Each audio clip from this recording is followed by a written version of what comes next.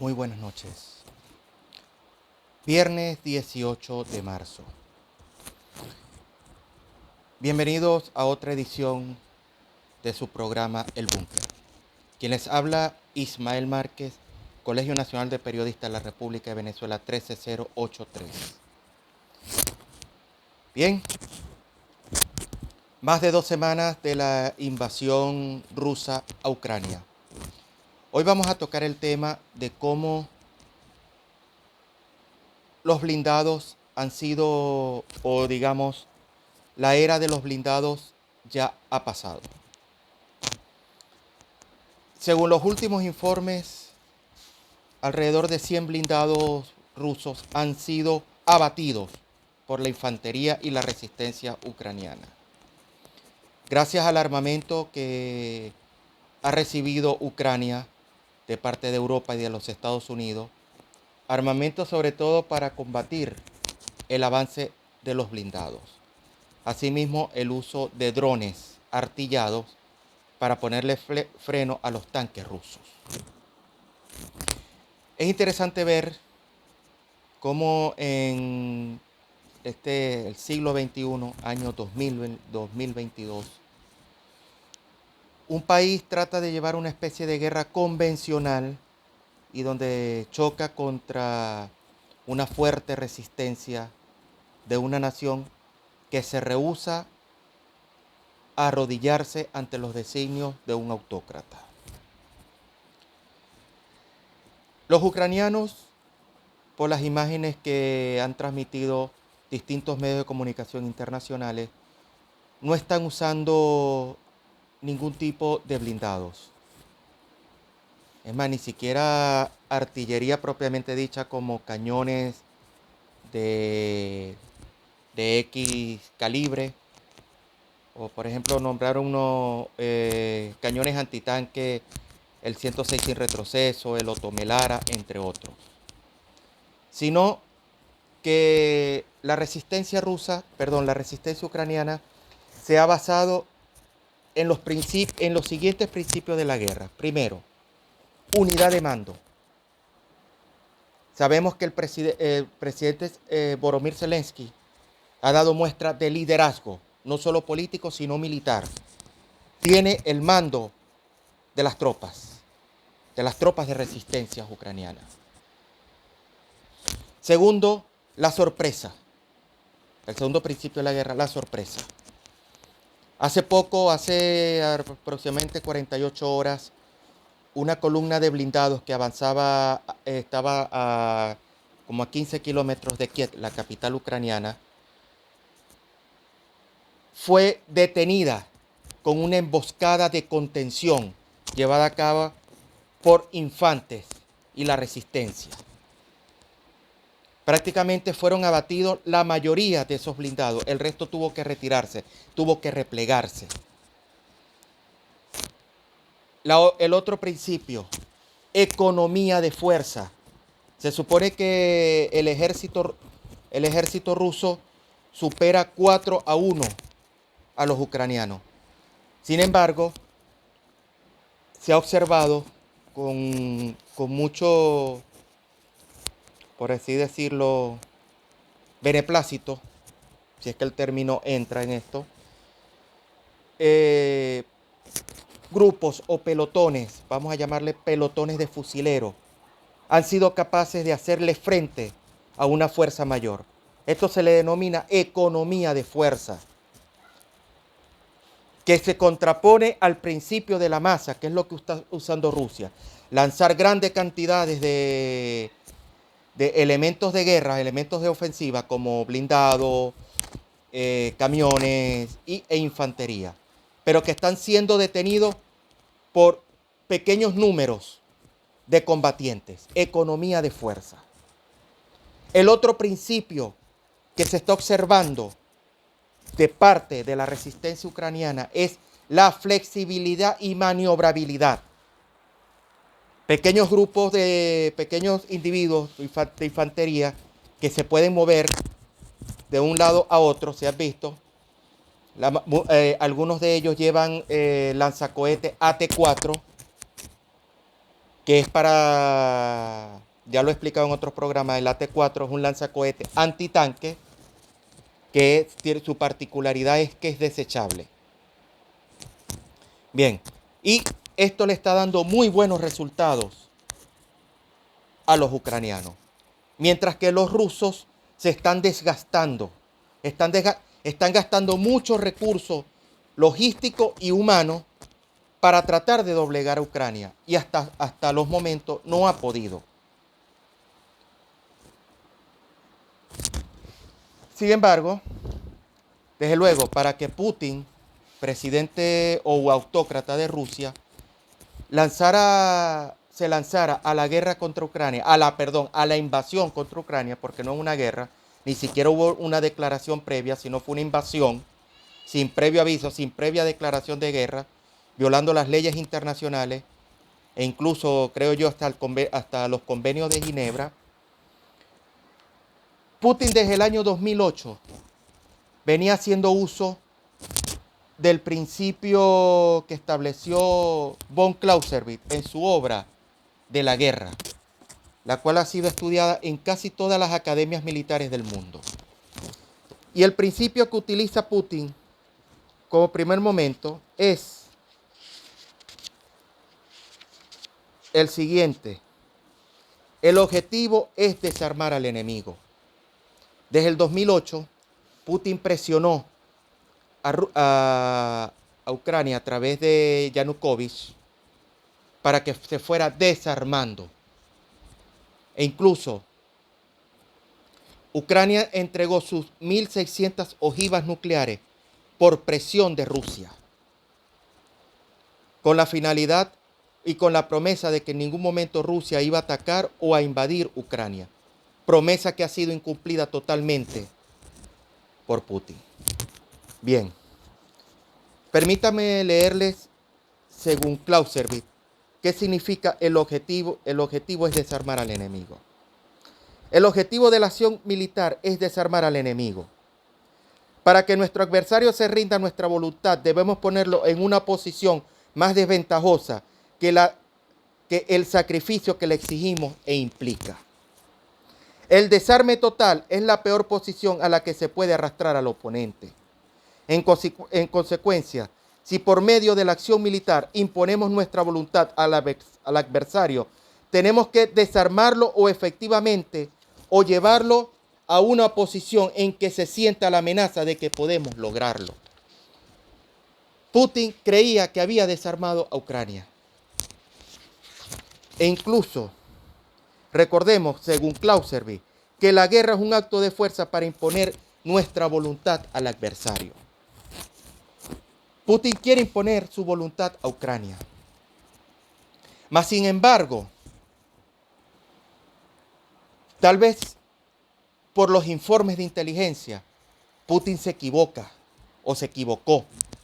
No en vano, hace como más de una semana, desbarató o descabezó, por así decirlo, destituyó a todo su alto mando en cuanto a inteligencia se refería. ¿Por qué? Sencillamente, porque todo conductor de la guerra debe tener en cuenta 4 elementos, que son los siguientes.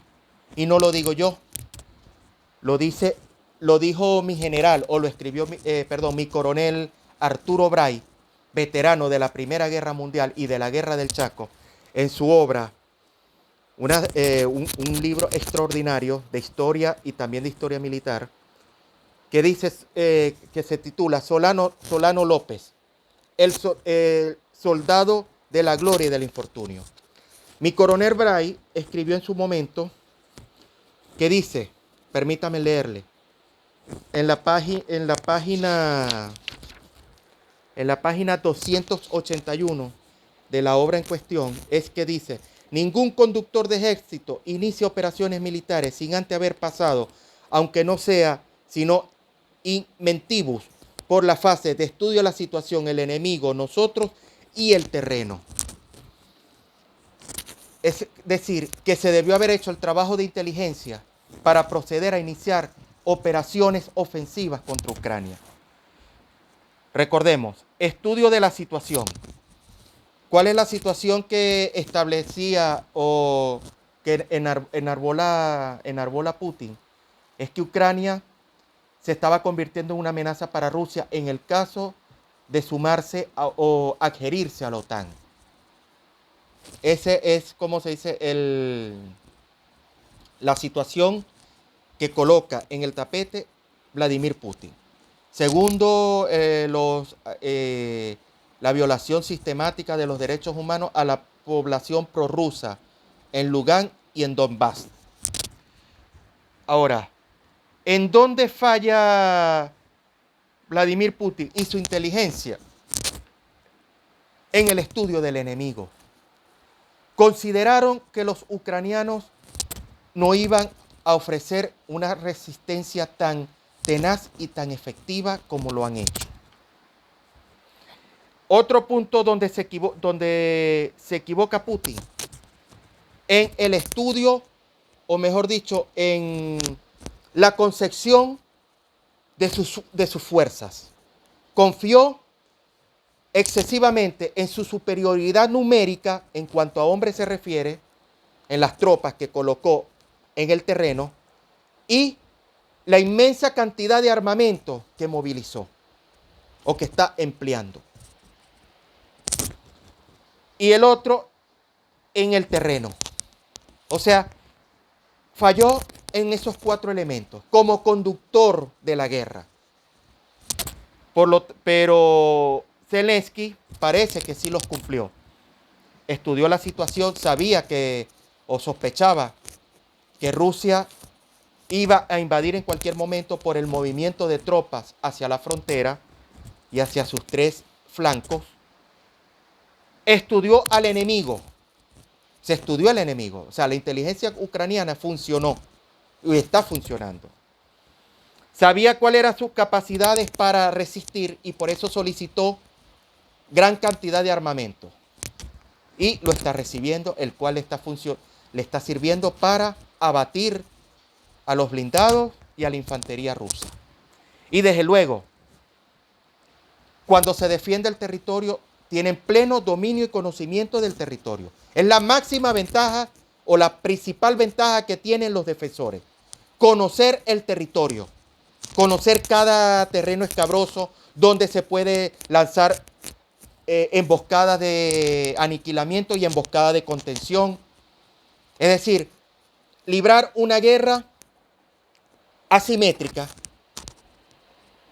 Librar una guerra asimétrica, pero sobre todo se le está librando una guerra, lo que se llama en espacios o áreas confinadas. Son combates urbanos y los ucranianos los están haciendo muy bien. Ahora, cuando digo que la era de los blindados o de los tanques ya está pasando, no es de ahora, no es desde ahora. El clímax de las fuerzas blindadas de grandes concentraciones de tanques se observó durante la Segunda Guerra Mundial, cuando los alemanes hacen uso de los Panzer o brigadas, divisiones Panzer, para avanzar hacia los territorios a conquistar, los Panzer adelante, la infantería atrás, y les dio buenos resultados porque era como dice, la Blitzkrieg.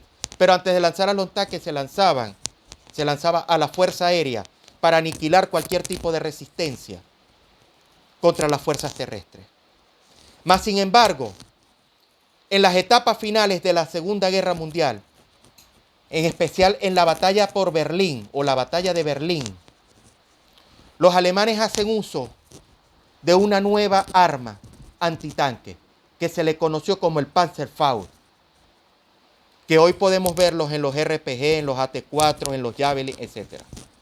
Que era que un infante o un combatiente a pie podía colocar en fuera de combate, abatir a un tanque.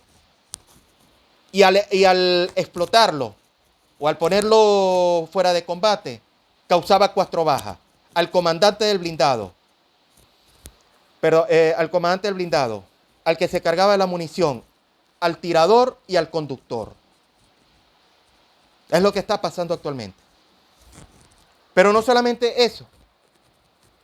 En la década de los 80, en Chad, continente africano, la República Árabe de Libia, cuando gobernaba Muammar Gaddafi, lanzó una invasión a su vecino, la República de Chad. Se supone que Libia tenía superioridad numérica en cuanto a armamento se refiere, y era un país mucho más rico que Chad. Chad era un país totalmente convulsionado por la guerra civil. En ese momento Gaddafi creyó que Chad, o sea, por lanzar, como se dice, conquistas territoriales, que Chad era una presa fácil. Y lanza también sus brigadas blindadas, sus tanques de fabricación soviética. Los chadianos no tenían blindados en ese momento. Pero Chad había sido una colonia francesa y solicitó ayuda a Francia. Francia no le envió blindados a Chad. Le envió fue un gran lote de camionetas Toyota 4x4, doble cabina. ¿Para qué? Y bastantes armas antitanque para que se las colocaran a las camionetas. Es decir, le colocaban, el ejemplo, un cañón 106 y retroceso. O tiradores de RPG o cualquier lanzacohete antitanque. ¿En qué resultó esto? La mayoría de los tanques libios fueron abatidos porque las camionetas Toyota en el desierto eran excelentes. Tenían maniobrabilidad, flexibilidad y sobre todo facilidad para abatir a los tanques que se movían muy lentos, se descomponían por la gran cantidad de arena y eran un blanco perfecto en el desierto. Esto fue denominado la guerra de los Toyotas. Y si buscan imágenes, ven cómo adaptaron camionetas, le colocaban una especie de artillería y era fácilmente transportable y lo utilizaban como un vehículo ofensivo. O sea, fue algo extraordinario. Desde ese momento ya se podía ver que los blindados no eran totalmente efectivos ya en una guerra. Porque no tienen ni la flexibilidad ni la maniobrabilidad. El último